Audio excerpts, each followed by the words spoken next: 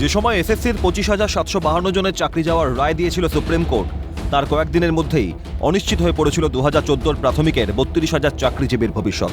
তাদের সেই মামলা থেকে অব্যাহতি নিয়েছিলেন বিচারপতি সৌমেন সেন। প্রথা অনুযায়ী প্রধান বিচারপতির সিদ্ধান্ত নেওয়ার কথা ছিল এরপর মামলাটি কোন বিচারপতির এজলাসে শুনানি হবে। জল্পনাতে দিন কাটছিল 32,000-এর।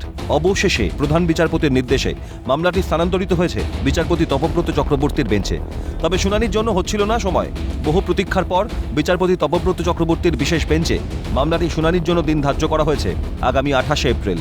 প্রসঙ্গত 2014-তে প্রাথমিক শিক্ষক নিয়োগের পরীক্ষায় টেট উত্তীর্ণ প্রায় 1,25,000 জনের নিয়োগ প্রক্রিয়া 2016 সাল থেকে শুরু হয়। টেট উত্তীর্ণদের মধ্যে 42,949 জনকে দেওয়া হয় চাকরি। অভিযোগ ওঠে ওই 42,949 জনের মধ্যে 32,000 অপ্রশিক্ষিত। তাদের নিয়োগে রয়েছে একাধিক অনিয়ম। 32,000 চাকরিজীবীর চাকরি বাতিলের নির্দেশ দিয়েছিলেন বিচারপতি অভিজিৎ গঙ্গোপাধ্যায়ের বেঞ্চ। বিচারপতির সেই নির্দেশকে চ্যালেঞ্জ করে হাইকোর্টের ডিভিশন বেঞ্চের দ্বারস্থ হয়েছিল রাজ্য। প্রথমে বিচারপতি হরিশ টন্ডনের ডিভিশন বেঞ্চ মামলাটির বিচারাধীন ছিল। পরে বিচারপতি টন্ডন অন্যত্র বদলি হওয়ায় বিচারপতি সৌমেন সেন এবং বিচারপতি স্মিতা দাসের ডিভিশন বেঞ্চে মামলাটি ওঠে। তবে ব্যক্তিগত কারণ দেখিয়ে মামলা থেকে সরে দাঁড়ান বিচারপতি সৌমেন সেন।